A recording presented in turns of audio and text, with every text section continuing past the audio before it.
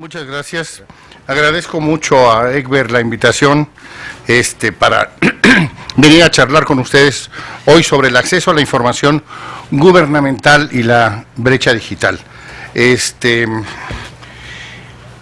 Evidentemente, por el título de este trabajo se percibe que serán fundamentalmente dos los temas que vamos a abordar. El primero está relacionado con el acceso a la información y el segundo con la brecha digital. En este trabajo intentaremos analizar la relación entre estos dos temas y ver cómo se interrelacionan y cuáles son las acciones que debemos tomar para que uno sirva al otro y que esta relación sea expedita. Iniciemos por distinguir que hay diferentes tipos de información. La información más comúnmente utilizada entre los bibliotecarios es la académica, bien sea a nivel básico o aquella muy especializada como la que manejan los investigadores.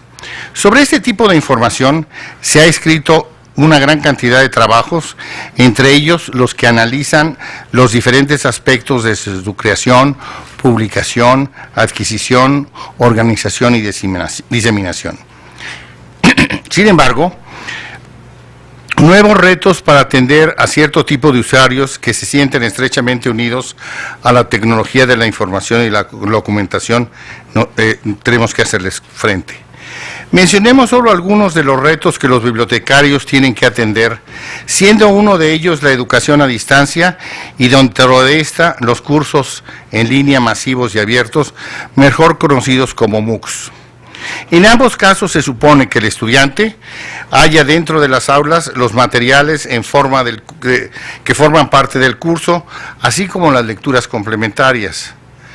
Pero si el estudiante es inquieto y desea ampliar los conocimientos que forman parte del curso, tendrá que recurrir a los materiales que tiene la biblioteca. Claro que en este caso los estudiantes de ambas modalidades están acostumbrados al uso de las TICs, y es por ello que la marginación, sea en otros ámbitos, no se refleja en este tipo de temas. El trabajo que realiza el gobierno federal ha sido motivo de curiosidad. Los ciudadanos deseamos saber si las acciones que lleva a cabo nuestros representantes están debidamente aprobadas por otros órganos de gobierno. En los países democráticos, normalmente los congresos son los encargados de vigilar si la actuación del Ejecutivo Federal está dentro de la normatividad y la legalidad, con la finalidad de verificar que se tengan los recursos para cubrir los gastos. Además, se supervisan las obras y compras que se hayan realizado de acuerdo a los procedimientos establecidos y a los costos previstos. Mucha de esta información se encuentra en la documentación que obra en los archivos de los cuerpos legislativos, pero no está disponible para el ciudadano común y corriente. A finales del siglo pasado, surgió un amplio movimiento para que el ciudadano común tenga acceso a toda la información que producen los gobiernos en turno.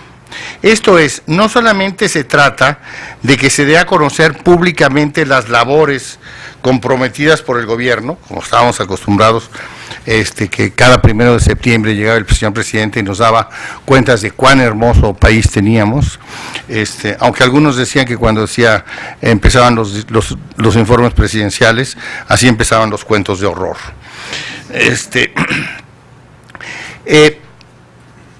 Para poder ver los logros y los proyectos, así como los costos y las compañías contratadas por el cumplimiento de los mismos.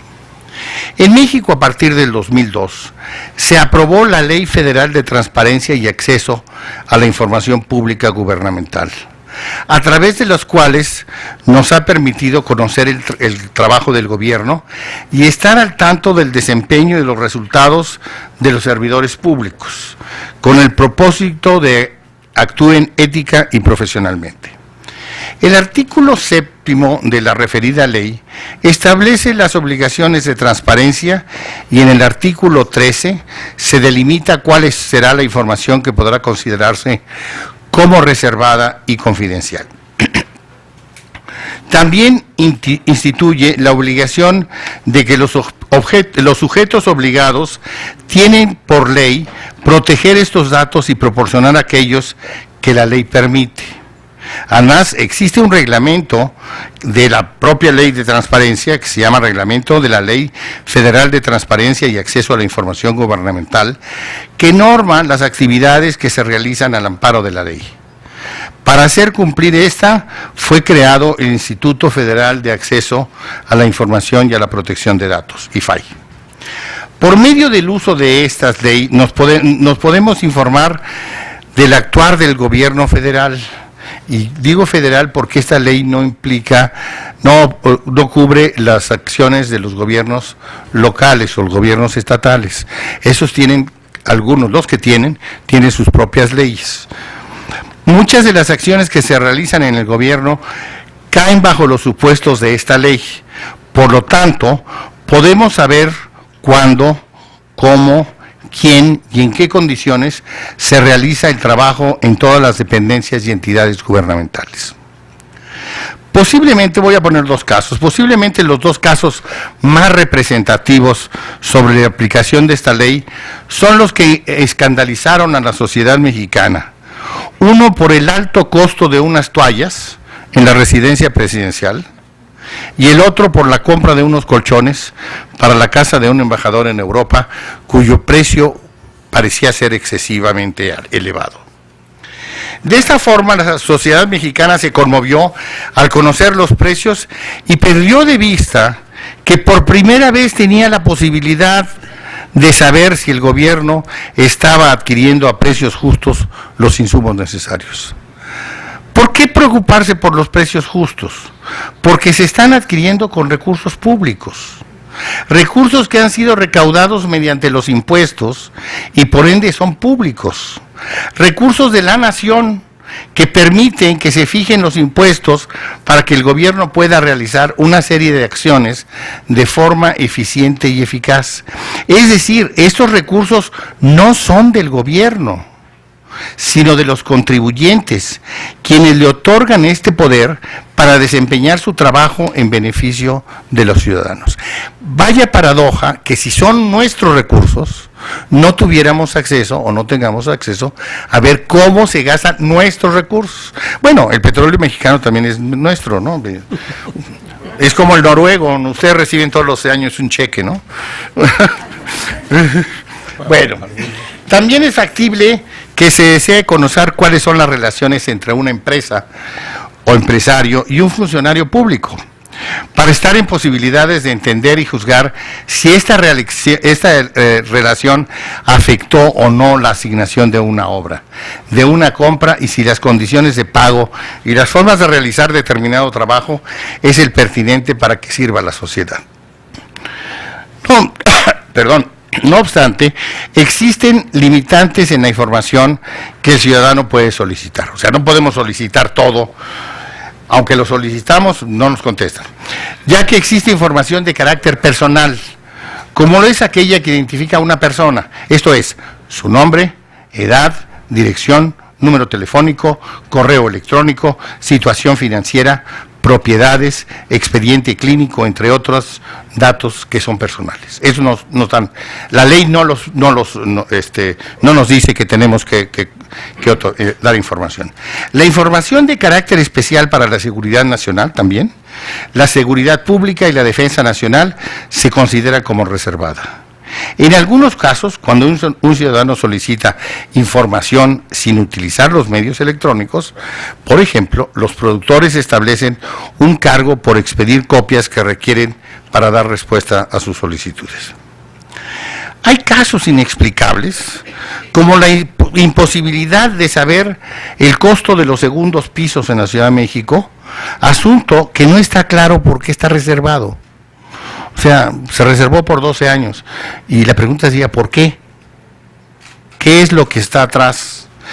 El acceso a la información, bueno, esto es muy grave porque independientemente que ahorita vamos a entrar a las tecnologías de la información, cuando se niega la información o cuando se truquea, pues se hace manual o computacional, pero no. El acceso a la información se ha incrementado con la utilización de las TICs.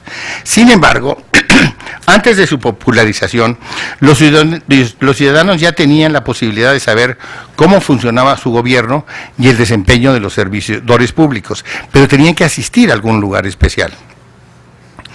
El principal instrumento para tener acceso a la información en la actualidad es una computadora, una tablet o un móvil con conexión a Internet. Esta facilidad no solo estriba en que se utilicen instrumentos electrónicos, sino en poder tener acceso a la información desde lugares remotos. Esta es una diferencia muy importante en relación con la información guardada en papel y en archiveros, así como aquella que fue almacenada en discos compactos. Cuando la información se guarda en estos dispositivos, era necesario que el usuario se trasladara al lugar donde se hallaba dicha información para poder consultarla. El uso de las TICs facilita que quien requiera información pueda realizar la consulta en cualquier día de la semana y a cualquier día de la noche y del día. Esto es posible al contar con una adecuada conexión a la red, tanto eléctrica como de cómputo. A este proceso se le conoce como conectividad y representa una facilidad enorme o bien un obstáculo dependiendo de su existencia o carencia. Las condiciones mencionadas anteriormente se denominan comúnmente como acceso a Internet. Para tener dicho acceso es necesario que las personas, antes que nada, sepan leer y escribir, a fin de que puedan entender la información que buscan y plantear adecuadamente su solicitud. Si la petición de información es incomprensible, la máquina o el que lo va a hacer, el funcionario que la va a procesar, nos arrojará basura que no será útil para resolver las dudas que tenemos sobre un acto de gobierno. También se requiere contar con una computadora y tener un mínimo de conocimientos de cómo operarla, además del servicio de Internet para lograr la consulta remota. La utilidad de las TICs es un avance importante en la posibilidad de almacenaje y consulta de la información pública. Sin embargo, como casi todas las cosas de la vida, el empleo de estos medios tiene también un lado problemático, pues no todas las personas tienen acceso a lo que buscan. Las circunstancias que limita el acceso a la información son, en este caso y en general, los contenidos de Internet, lo cual se denomina brecha digital. Con esta denominación se ha querido explicar la diferencia que se tiene de acceso a las TIC. Hay autores que establecen que la brecha digital es una forma de exclusión social que tiene que ver con otras características de los distintos grupos que forman la sociedad y a los que pertenece un individuo. No propiamente con el uso de la tecnología, aunque para entender los niveles de uso es conveniente y apropiado relacionarlo con características sociales. Así, la brecha digital si la brecha digital fuera cuestión de tener o no acceso a la tecnología digital o a las TICs, el problema sería relativamente sencillo de resolver. Sin embargo, el asunto es más complejo porque está relacionado con aspectos básicos como saber leer y escribir, con los niveles educativos, sociales, de género, geográficos, entre otros. También hay que decir que aunque resulte paradójico que la brecha se establezca sobre otras diferencias, el acceso a las TIC se ha cerrado más rápidamente que otras diferencias, y ello se debe en buena parte a las nuevas tecnologías móviles, las cuales son usadas principalmente por los jóvenes, como se expone en un estudio realizado por la INEGI en 2012, del cual se desprende la figura 1, aunque en ella no se expresa específicamente los rangos de edad. Pero si ustedes ven en esto, tenemos en la parte baja teléfonos celulares, que son los que el 59%, el 60% de en 2012 tenía acceso a la telefonía celular. Mientras que en la computadora ya bajábamos a 40 y tanto, y a Internet directamente con la computadora teníamos solamente el 40. Hoy nos desayunamos con la noticia que en Estados Unidos ya una población va a dejar de tener telefonía alámbrica. Ya no va a tener el pueblo telefonía alámbrica, solamente inalámbrica. Para mostrar algunas tendencias en el uso de las TICs,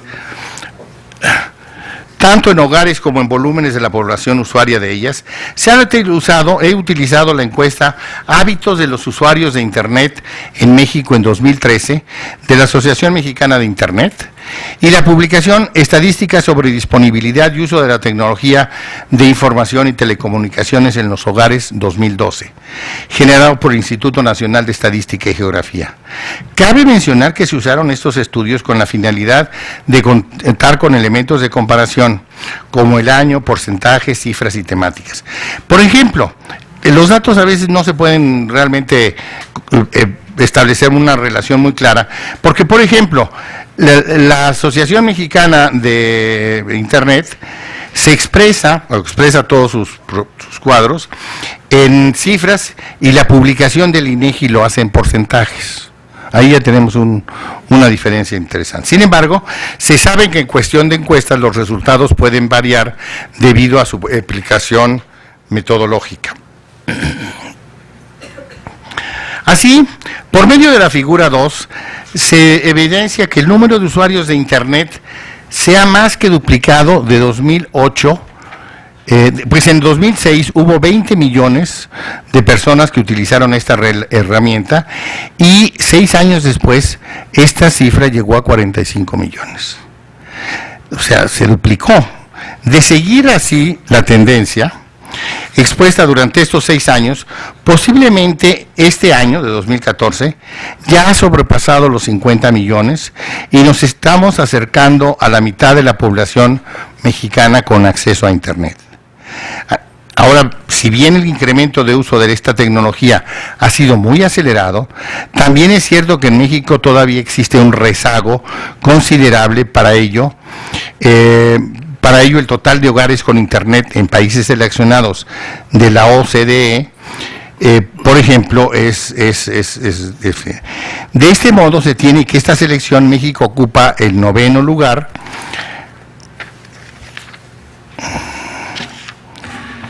con un 26%, en tanto Corea con 97.2%, lo que significa prácticamente todos los hogares de ese país disponen de Internet, como se muestra en la figura.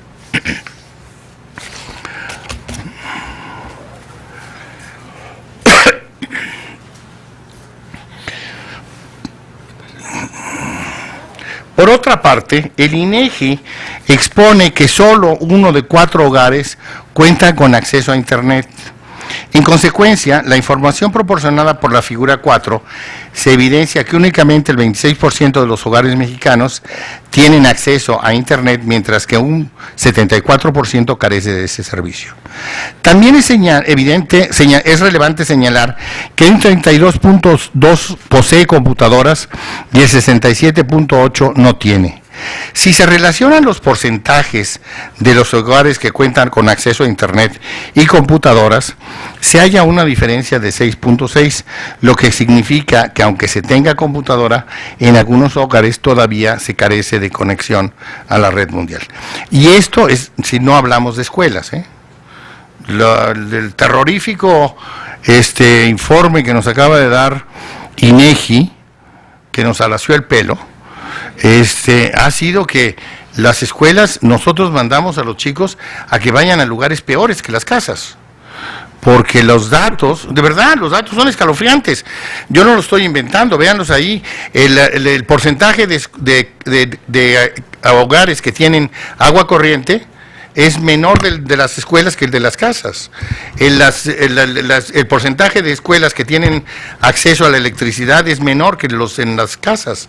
Las escuelas tienen una menor cantidad de drenaje que las casas. O sea que mandamos a los niños a los lugares más siniestros del mundo. Es como para no estudiar. De verdad, si uno manda a un niño a un lugar que es más feo que lo que uno tiene, cuando debíamos mandarlo a un lugar que fuera agradable, a un lugar que encontrara instalaciones deportivas, no, los mandamos a los lugares más feos.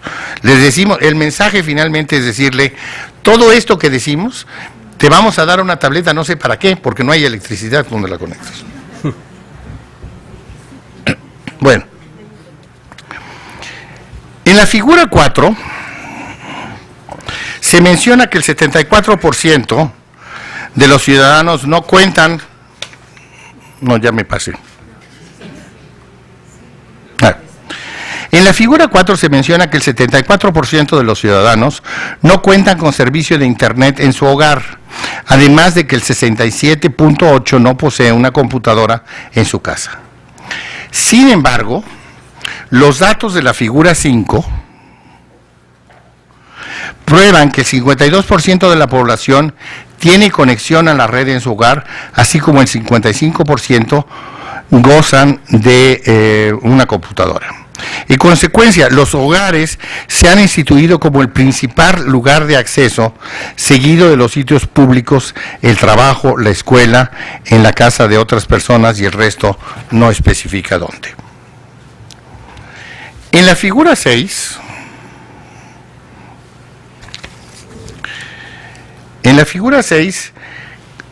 correspondiente al año de 2012, observamos que no hay discrepancia alguna, mientras que la figura 7, correspondiente al año de 2013, la diferencia de usos entre hombres y mujeres es únicamente de 2 puntos. Si ustedes ven en la figura 6, los números son exactamente iguales. Los hombres tienen 51.0 y las mujeres 49.2 de usuarios de computadoras. Y de usuarios de Internet tienen el 51.0 y las mujeres tienen el 49.0. Exactamente igual. ¿Sí? Esto dice el INEGI, mientras que la Asociación para el Uso de Internet dice que los hombres, es que son machistas, los hombres usan más la Internet que las mujeres por 2 puntos.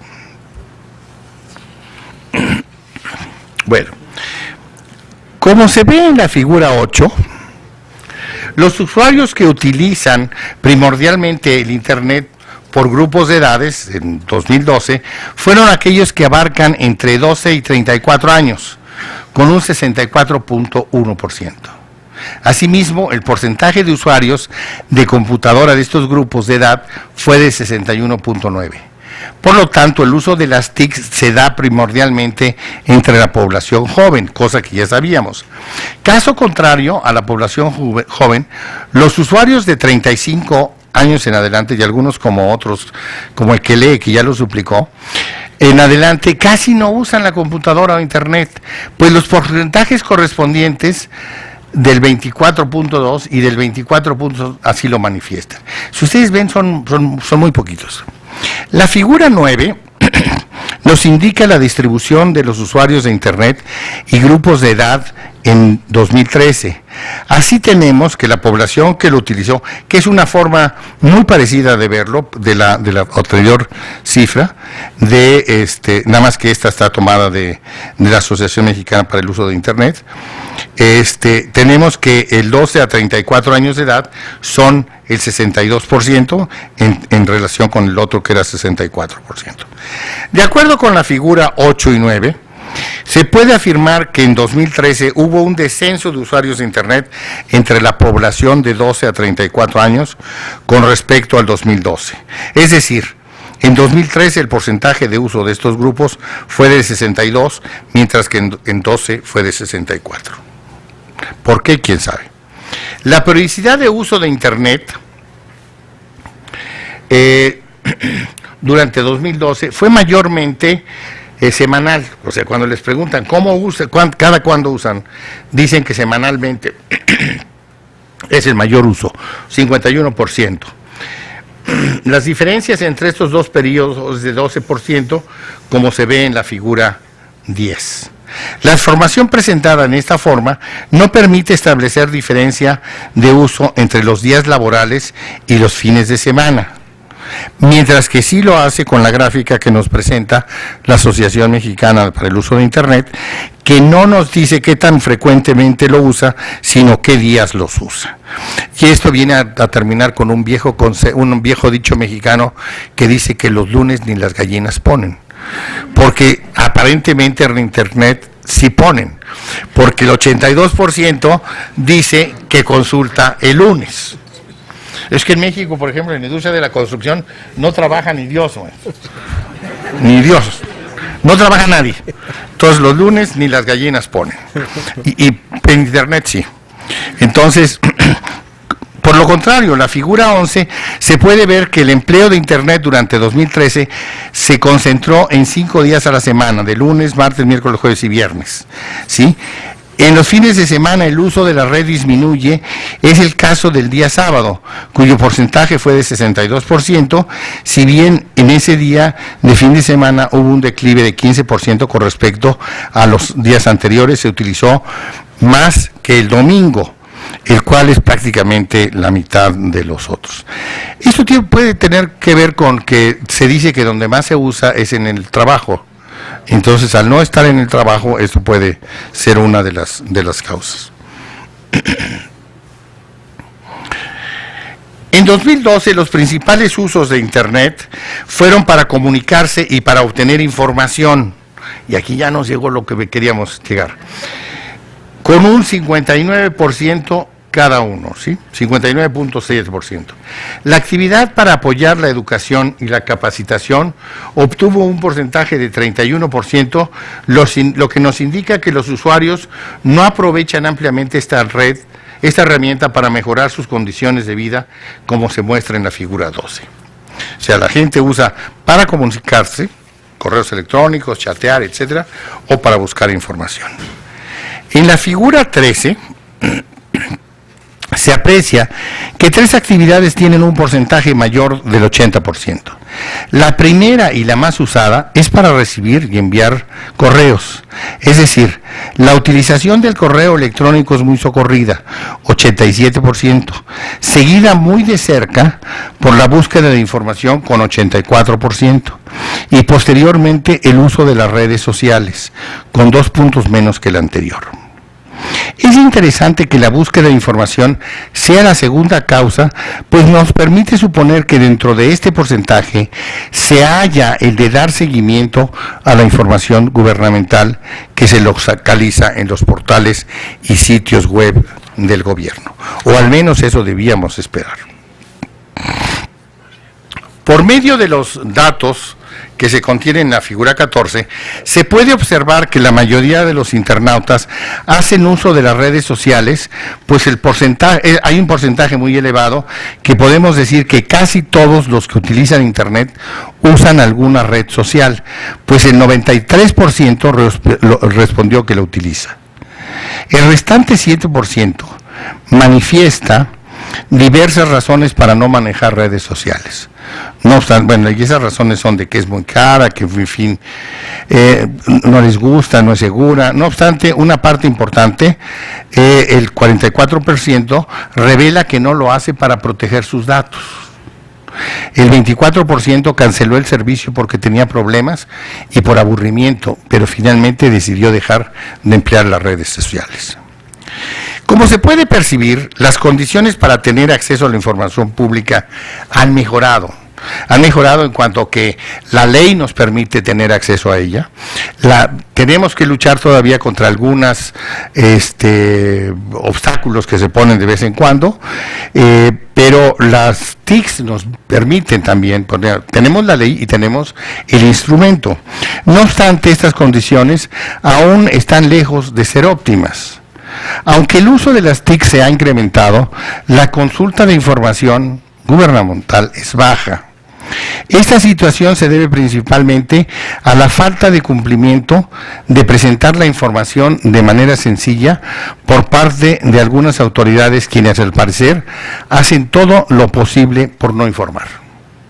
Algunas dependencias gubernamentales tienen unos portales extremadamente confusos, lo cual, lejos de facilitar su uso, pareciera que tiene el deseo de esconder la información. O sea, es tan confuso que hay que hacerlo para que el usuario no encuentre fácilmente dónde pedirlo. Por otra parte, ciertos ciudadanos también tienen su parte de la culpa. Solicitan información para responder sus tareas escolares o sus simplemente ociosidades. Es decir, requieren datos muy elementales que no necesariamente los tiene que contestar una unidad de esos servicios, ¿no? Lo cual aparente, como por ejemplo, ¿cuándo se creó la Secretaría de Educación Pública? pues vayan a buscarlo a una enciclopedia, ¿no? Y entonces eso tiene que generar todo un proceso de las unidades de información. Es decir, requieren datos muy elementales, lo cual aparente obedece más a las ocurrencias que a una rendición de cuentas. La utilidad de las tecnologías de la información, junto con el uso correcto de la información, generará una sociedad mejor informada, más democrática y comprometida con la rendición de cuentas y con el adecuado manejo de los recursos públicos. Las TIC son una herramienta de apoyo para que los ciudadanos ejerzan su derecho de acceder a la información en poder del Estado, pero en sí mismas no son suficientes. La existencia de la ley de transparencia no garantiza el acceso a la información gubernamental, porque si las autoridades incumplen este precepto, no se aplica sanción alguna en muchos casos. A los ciudadanos les corresponde vigilar que la información producida por el gobierno federal llegue a la sociedad de manera ágil, sencilla y expedita. Asimismo, deben velar por el adecuado uso de las mismas. Muchas gracias.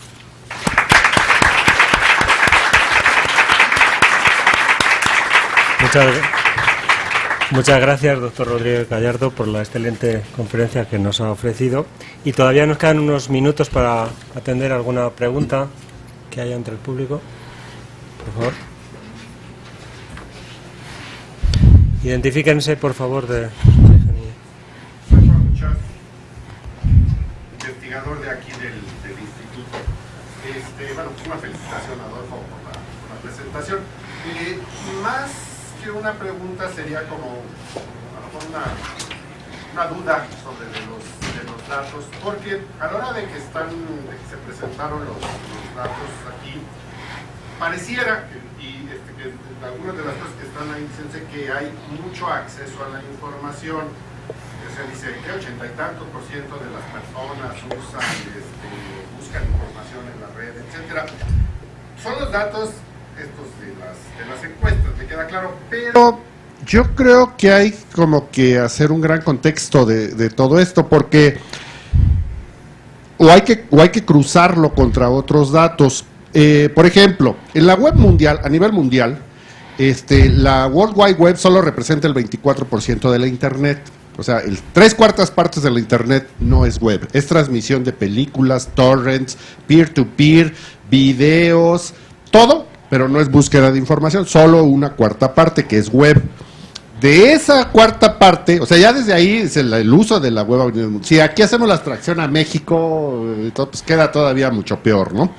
Y el punto es, yo creo que de esa parte de información como que hay que hacer desagregaciones, porque la búsqueda de información, y como lo mencionaste, pero me parece que es el punto central, es la gran mayoría de las búsquedas de información son cosas, vamos a decir, cotidianas y relevantes. ¿Dónde está el estacionamiento en tal lugar? ¿Cuál es el menú de tal restaurante o la cartelera cinematográfica? No quiere decir que no sean necesarios, o sea, es necesario consultar la cartelera si quiere uno ir al cine. Pero entonces habría que como que ir sacando esos estratos. ¿Cuánto de esa 1/4 parte, que es la World Wide Web, bueno, y con la proporción de México, realmente corresponde a búsquedas de información serias? Esto que dijiste, que no tiene que ver con Wikipedia o el Rincón del Vago o la cartelera cinematográfica. Y creo que entonces vamos a dejar que la cantidad de búsquedas o la cantidad de personas que realmente hacen búsqueda de información ya un poco más trascendental va a quedar muchísimo más abajo de ese 80 y tantos % que se mencionaba. A lo mejor quedan 3-4% como búsqueda de información relevante. Y luego de eso, lo que se ocupaba ahorita, la búsqueda de información de gobierno para cuestiones de transparencia, acceso a la información.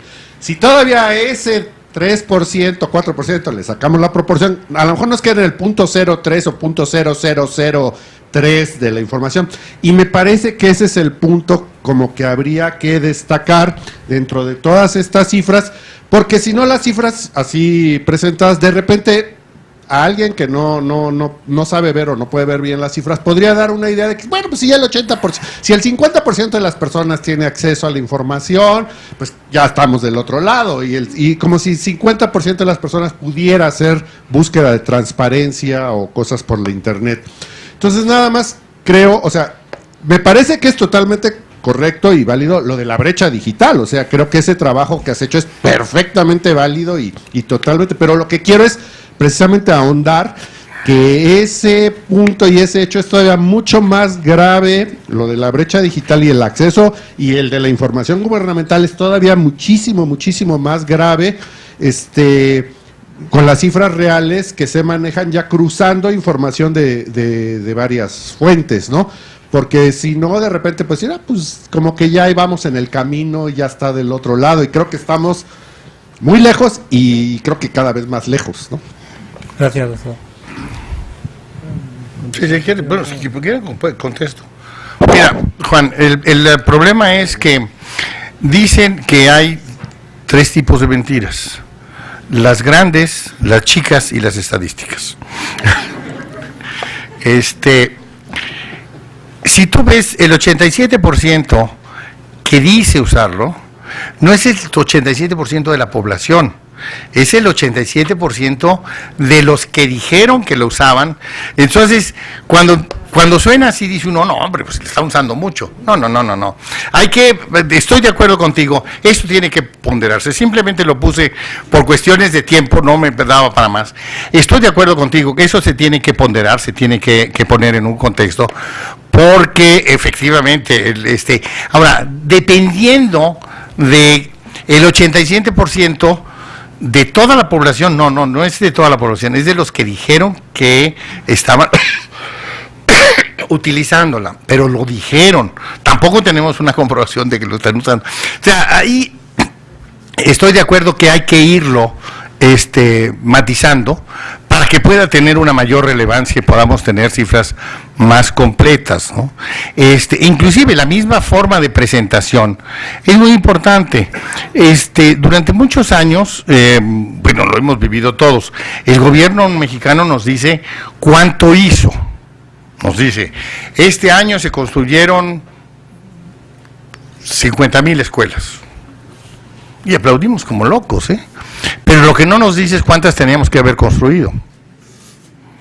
Entonces, cuando ponemos lo que hicimos en relación con la necesidad, entonces cuando ya vemos que pues no era tan grande lo que se había hecho, no quiere decir que lo que se hizo no sea importante, pero siempre tenemos que ponerlo en relación con una realidad, ¿no? Y entonces yo estoy de acuerdo contigo, habrá que en un estudio más grande poder meter esta información. De acuerdo, gracias. Muy buenos días, muchas gracias por tan interesante disertación. Mi pregunta va un poco en el sentido de lo que acaba de comentar el doctor Buchas, respecto si hay algún estudio de contextualización regional. Esto es, tenemos unas cifras, por ejemplo, un 87% o un 51% que utiliza Internet de género masculino, un 49% femenino, pero ¿cuál sería la diferenciación por regiones? Porque si esto está enfocado hacia todo el país, puede haber, por densidad de población, una cantidad mucho mayor quizá en Baja California Norte que en la Ciudad de México, o mucho menor en Chiapas que en Yucatán. Esa sería mi pregunta. Muchas gracias. Sí, mire, ya lo he escrito en otro lado y aquí lo traté de decir cuando dije que había otros elementos que jugaban una parte importante, como era la localización geográfica, el género, etcétera. Es cierto, cuando estoy hablando de localización geográfica, por ejemplo, los niveles de escolaridad, los niveles de analfabetismo de los estados más pobres, y digo más pobres, que son normalmente Oaxaca, Chiapas, etcétera, que no es casual que vivan ahí a los grupos que hemos marginado con mayor ferocidad, que son los grupos indígenas. O sea, no es casual, no son pobres porque así los hizo Diosito, o porque así nacieron. Hay una tradición, hay una historia, hay una serie de cosas que explican el porqué las cosas, ¿no? Entonces, sí hay una relación entre el uso de Internet en los estados del norte y los estados del sur.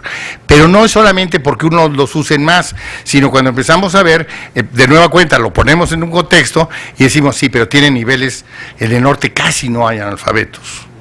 En el norte los niveles de escolaridad están en niveles de secundaria, el ingreso es mucho más alto. En fin, eso nos explica, no solamente, por eso decía yo, que si fuera nada más una cuestión de poner las máquinas, úchala, la resolvíamos rete fácil. El problema es que esta es la cereza del pastel, que nos vino habría ya muchas brechas, había muchas brechas de educación, había una brecha de riqueza, había una brecha de género, pero no las habíamos conceptualizado hasta que los amigos computólogos dijeron hay una brecha digital. Y entonces al estudiar la brecha digital nos dimos cuenta que es una de todas las brechas que previamente se establecieron. Gracias. No quería agradecerle por la presentación, me pareció muy buena. Y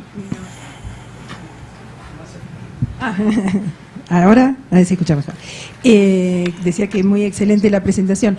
Sí, también coincido con que las estadísticas de desarrollo de la infraestructura de tecnologías de información, porque de eso estamos hablando acá, no estamos pensando, esto como una reflexión, no se está pensando en la capa de las herramientas informáticas, solo estamos mirando el acceso a la infraestructura, que es la capa inferior, faltaría pensar un montón de cosas, y están pensadas desde la perspectiva del desarrollo del mercado de las TIC, y no desde la perspectiva del desarrollo de las sociedades.